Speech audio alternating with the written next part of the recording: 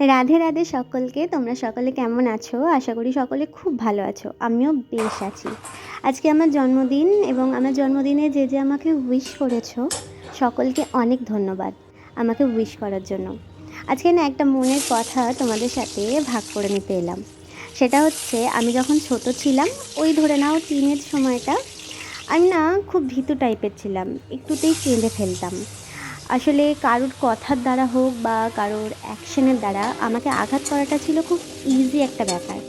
এবং এখন কেন মনে হয় বলো তো যে এই জিনিসটা হতো আমার সাথে, কারণ আমি মানুষের ওপর অনেক বেশি এক্সপেকটেশন রাখতাম। সেটা আমার বন্ধুই হোক বা পারিপার্শ্বিক কেউ হোক। আমার বাবা একটা কথা বলতো যে কামনায় বাধাপ্রাপ্ত হলে নাকি ক্রোধের সৃষ্টি হয়। এখন কিন্তু একদম সেটা বুঝতে পারি যে সেটাই ঠিক। তাই এক্সপেকটেশন আমার মনে হয় না রাখাটাই ভালো কারোর ওপর। তবে এক্সপেকটেশন আমরা রাখবো কার ওপর বলতো? নিজের ওপর। যে আমরা নিজেকে আরও বেশি কিভাবে ভালো রাখতে পারি, আর কি করলে আমরা নিজেকে খুশি রাখতে পারবো, সেই এক্সপেকটেশনটা রাখাটা খুব ভালো। কিন্তু অপরের ওপর এক্সপেকটেশন রাখাটা একদমই ভালো না।